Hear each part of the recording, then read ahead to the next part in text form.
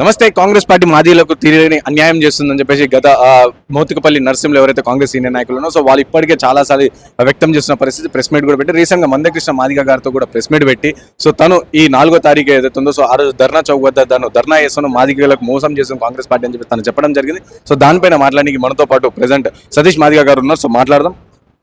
అన్న చెప్పండి అన్న, ఏంది మోతుకపల్లి గారు కాంగ్రెస్ పార్టీ తీరని అన్యాయం చేస్తుంది, ఎంపీ సీట్లు ఒక్కడు కూడా కేటాయించలేదు, పదే పదే అంటున్న పరిస్థితి. ఆయన తను మందకృష్ణ మాదిగ గారితో కలిసి మరీ ప్రెస్ మీట్ పెట్టడం చూస్తారు. దీన్ని ఎలా చూస్తారు? ఇప్పుడు భారతదేశానికి స్వాతంత్రం వచ్చి దాదాపు 70-75 సంవత్సరాలు అవుతుంది. ఇప్పటికి 17-18 సార్లు పార్లమెంట్ ఎన్నికలు జరిగినాయి. ఒకసారి మాదిగలకు వచ్చినాయి, ఒకసారి మాలలకు వచ్చినాయి, ఒకసారి సమానంగా వచ్చినాయి, ఒకసారి మాదిగలకు ఎక్కువ వచ్చినాయి, ఒకసారి మాలలకు ఎక్కువ వచ్చినాయి. ఇది రాజకీయ ప్రక్రియలో కొనసాగుతూనే ఉంటుంది యథావి.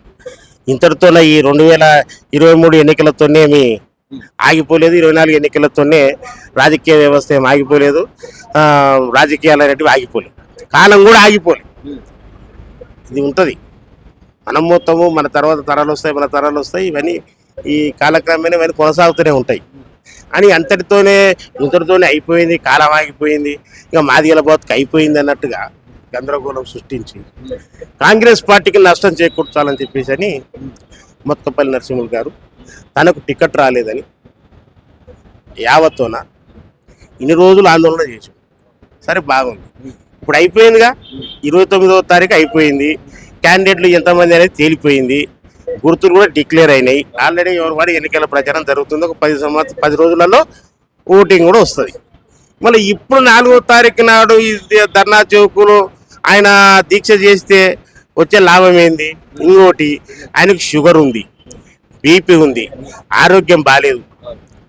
ఇప్పుడు ఆయన ఆరోగ్యం షుగర్ ఎక్కువైపోయి ఎండలకు షుగర్ ఎక్కువై అడ్డపడిపోయినా కూడా మాదిగల కోసం ఏమో చేసిండు, ఈయన ఆత్మ బలిదానం చేసుకున్నాడనే వాతావరణం కూడా సృష్టించాలనే ఒక ప్రయత్నం కూడా జరుగుతున్నట్టు కనపడుతుంది. ఇంకోటి, ఈ దీక్ష చేయిస్తున్నది ఎవరు అంటే బీజేపీ పార్టీ.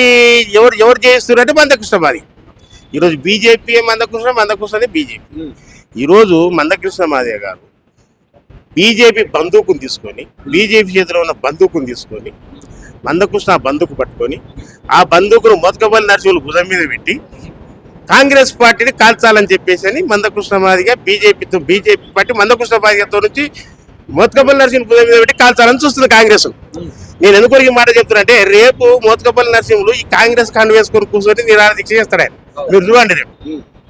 అంటే దీని అర్థమైంది, కాంగ్రెస్ పార్టీని డ్యామేజ్ చేయాలి, కాంగ్రెస్ పార్టీ ఓటు బ్యాంకులు దెబ్బతీయాలని ఒక కుట్ర తప్ప నిజానికి మాదిగలకు న్యాయం చేయాలనే చిత్తశుద్ధి మాత్రం ఆ దీక్షలో లేదు అనేది నగ్న సత్యం. సో మందకృష్ణ మాదిగ గారికి ఇదే అంటే చాలాసార్లు రేవంత్ రెడ్డి గారు కూడా అన్నారు, సంపత్ గారు కూడా అన్నారు, ఏంటంటే మాదిగలకు ఇప్పుడు ఎంపీ టికెట్ ఇవ్వకపోవచ్చు, కానీ ముందు కార్పొరేషన్ అలాంటి ఏర్పాటు చాలా చేస్తాం అని. కానీ ఇదే క్వశ్చన్ నేను మందకృష్ణ గారికి అడిగితే, మాకు కార్పొరేషన్ వర్గాలు మాకు రాజ్యాధికారం కావాలి, సో అవి అయినప్పుడు ఇవ్వేందుకు అని చెప్పేసి తను అంటున్న ప్రశ్న. సో ఎందుకు ఇవ్వలేరు మీరు ఎంపీ టికెట్?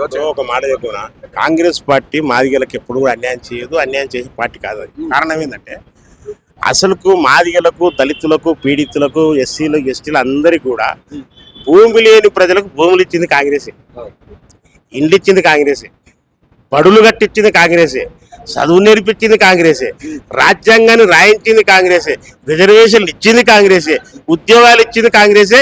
ఈ రోజు మేము తెల్ల బట్టలు వేసుకొని తిరుగుతున్నామంటే దానికి కారణం కాంగ్రెస్ పార్టీ, భారత రాజ్యాంగం, రిజర్వేషన్.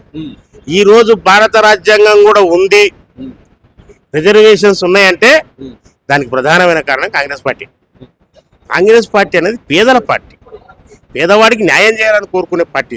కనుక కాంగ్రెస్ పార్టీ ఎల్లకాలం ఉండాలని చెప్పేసి అని మేము కోరుకుంటాం. ఇంకొకటి, కాంగ్రెస్ పార్టీ మాదిగలకు ఎట్లా న్యాయం చేసిందని చెప్తాం. కాంగ్రెస్ పార్టీ డాక్టర్ బాబు జగజ్జీవన్ రావు, మాదిగలకు మూల పురుషుడైన డాక్టర్ బాబు జగజ్జీవన్ రావు 40 సంవత్సరాల రాజకీయ జీవితంలో కేంద్ర మంత్రులుగానే చేసిండు ఆయన. అంతేందుకు భారతదేశానికి స్వాతంత్రం రాకమునుపు 1946లో తాత్కాలికమైన నెహ్రూ ప్రభుత్వం ఏర్పడితే, నెహ్రూ ప్రభుత్వంలో 12 మంది మంత్రివర్గం ఉంటే 12 మందిలో బాబు జగజీవన్ రావు కార్మిక శాఖ మంత్రి, బేబీ మినిస్టర్. అంటే ఈ రోజు మాదిగలకు ఎంత పెద్ద ప్రాధాన్యత ఇచ్చిందంటావు అంటే, ఆ రోజు భారతదేశానికి స్వాతంత్రం రాకమునిపే జగజీవన్ రావుకు మంత్రివర్గంలో కార్మిక శాఖ మంత్రిని చేసింది. చనిపోయేదాకా కూడా ఆయన కేంద్ర మంత్రిగానే ఉండి చనిపోయాడు. ఆ తర్వాత మీరా కుమార్ ఆయన కూతురు లోక్సభ స్పీకర్గా, అదే రకంగా సుశీల్ కుమార్ షిండే మహారాష్ట్ర ముఖ్యమంత్రిగా, అదే రకంగా కేంద్ర హోంశాఖ మంత్రిగా. అంతెందుకు సాక్షాత్ మన ప్రాంతంలోనే మాదిగలకు సంబంధించుకొని తెలంగాణ ఉద్యమ సమయంలో డిప్యూటీ సీఎంగా. అంటే మాదిగలకు న్యాయం చేయలేదని చెప్పేసి అనడం శుద్ధ తప్పు, అంతే తప్ప వేరేది మాత్రం కాదు. మాదిగలకు ఖచ్చితంగా మా ముఖ్యమంత్రి గారు ఉన్నారు. మా ముఖ్యమంత్రి గారికి తెలుసు మాదిగల యొక్క స్థితిగతులు, మాదిగల బతుకుతీరు పూర్తిగా తెలుసు. రేపు రేవంత్ రెడ్డి గారు ప్రభుత్వ సలహాదారుగా మాదిగలను ప్రకటించవచ్చు, లేకపోతే ఎమ్మెల్సీగా ప్రకటించవచ్చు, లేకపోతే కార్పొరేషన్ 4-5 ప్రకటించవచ్చు. ఇంకోటి మాకు అసైన్డ్ భూములను పూర్తి సర్వాధికారులతో కూడిన పట్టాలు కల్పించవచ్చు. మాకు పూర్తిగా మా బతుకును బాగు చేసే ప్రణాళికలు ఈరోజు ఎన్ని వేల కోట్ల రూపాయలు కేటాయించేసి చేసేది. ఒక్క ఎంపీ పదవి రాలేదని, ఎంపీ సీట్ రాలేదని యావత్తు మా జీవితాన్ని సర్వనాశనం చేసుకునే పరిస్థితి. ఏదో ఇంట్లో ఎలుకలు పడ్డాయని ఇల్లు లేవడానికి తగలబెట్టుకుంటాడా? కాంగ్రెస్ పార్టీ ఒకసారి ఈసారి మిస్ అయిందని మేము అనుకోం. మిస్ ఏం కాలే, మా ఉపకులమైన బయలులోకి ఇచ్చారు.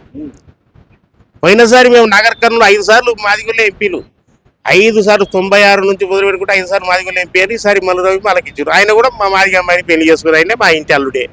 ఆ తర్వాత వరంగల్ కడియం శ్రీహరి కన్నా ముందు 3 సార్లు మాదిగొల్ల ఎంపీ. ఆ పార్లమెంట్ రిజర్వేషన్ ఏర్పడ్డ కానీ 3 సార్లు ఎంపీలు మాదిగొల్లే. ఇప్పుడు కడియం శ్రీహరి మాదిగ బయళ్ళ కులానికి ఇచ్చిండ్రు. ఆ తర్వాత పెద్దపల్లి పోయినసారి ఏ చంద్రశేఖర్ వికారాబాద్ మాజీ మంత్రి గారికి పోయినసారి ఇచ్చారు టికెట్ ఆడ మాదిగకు.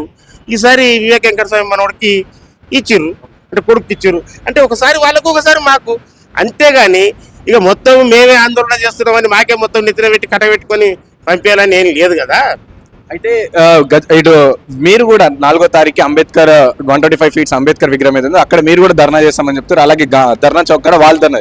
సో ఆ ధర్నా ఈ ధర్నా ఏ విధంగా డిఫరెంట్ ఉంటుంది? ఇప్పుడు నేనేమంటున్నా, అదేమో అధర్మంతో కూడుకున్నది. అంటే ఒక పార్టీని నాశనం చేయాలని, ఒక పార్టీ యొక్క ఓటు బ్యాంకును దెబ్బతీయాలని కుట్రతున చేస్తున్నది ఇందిరా పార్కు దగ్గర మోత్కపల్లి నరసింహులు, ఆయనకు మద్దతుగా మందకృష్ణమాది. మేం చేస్తున్నది 125 అడుగుల విగ్రహం కలిగిన అంబేద్కర్ దగ్గర మేము కూర్చునే దీక్ష ఏంది అంటే రిజర్వేషన్ల పరిరక్షణ దీక్ష. మరి రిజర్వేషన్లకు ఏం ప్రమాదం వచ్చింది అంటే ప్రమాదం ఉంది. అది ఇన్ని రోజులు ఆ ప్రమాదం రాకుండా కాపాడుకుంటూ వచ్చింది కాంగ్రెసే. రిజర్వేషన్లకు భారత రాజ్యాంగానికి ప్రమాదం రాకుండా కాపాడుకుంటూ వచ్చింది కాంగ్రెస్ పార్టీయే. అదే భారతీయ జనతా పార్టీ. కాంగ్రెస్ లేక 50 సంవత్సరాలు 60 సంవత్సరాలు కానీ అధికారంలో కానీ ఉంటే ఈ రిజర్వేషన్స్ ఉండేది కాదు, రాజ్యాంగం ఉండేది కాదు. వాళ్ళు తీసేసి పడేస్తుర్రు. ఎట్లా తీసి పడేస్తుర్రు అని చెప్పేసరి సమాజానికి కూడా డౌట్ రావచ్చు. భారత రాజ్యాంగం అనేది మనధర్మ శాస్త్రంతో లేదు, మనధర్మ శాస్త్రం అందులో లేదు. మనధర్మ శాస్త్రమే ఆర్ఎస్ఎస్ యొక్క మూల సిద్ధాంతం. మనధర్మ శాస్త్రమే ఆర్ఎస్ఎస్ యొక్క మూల సిద్ధాంతం. ఆ మనధర్మ శాస్త్రం అనేది భారత రాజ్యాంగంలో లేదు కనుక ఇది మాది కాదు ఈ రాజ్యాంగం, దీన్ని రద్దు చేస్తాం ఖచ్చితంగా ఏదో మేము అధికారంలోకి వచ్చిన రోజు అని ఆర్ఎస్ఎస్ 1950లోనే చెప్పింది. గోవాల్కలర్ అని చెప్పేసి అని ఆయన చైర్మన్గా ఉన్నప్పుడు ఆయన వాళ్ళకు మేనిఫెస్టోలో రాసింది. వాళ్ళ యొక్క ఆర్గనైజర్ అనే పత్రికలో స్పష్టంగా రాసిన రాజ్యాంగం మీద రిజర్వేషన్ తొలగిస్తాము, రాజ్యాంగాన్ని రద్దు చేస్తాము అని చెప్పేసి అని ఆర్ఎస్ఎస్ వాళ్ళు 1950లోనే రాసింది. కనుక ఆర్ఎస్ఎస్కు ఉన్న రకరకాల శాఖలలో రాజకీయ శాఖ భారతీయ జనతా పార్టీ. భారతీయ జనతా పార్టీ వచ్చిన తర్వాత ఆర్టికల్ 370 రద్దు అయిపోయింది, త్రిపుల్ తలకు రద్దు అయిపోయింది, రకరకాల వాళ్ళకు అనుకునేవన్నీ కూడా రద్దు అయిపోయినాయి. ఇంకా 2 మిగిలినాయి. ఒకటి ఈ దేశం హిందూ దేశంగా ప్రకటన చేసుకోవడం, 2 ఈ పేద ప్రజల కన్నగడ్డల పడ్డ రాజ్యాంగాన్ని తొలగించడం. ఈ 2 మిగిలినాయి. ఈ 2 మిగిలినాయంటే ఏం చేయాలంటే 400 సీట్లు వస్తే అంటే పూర్తి సంపూర్ణ మెజార్టీ ఉంటే ఎవడు కూడా వ్యతిరేకించడు. ఇక కానీ తిక్కులకు వాళ్ళకి తెలియదు.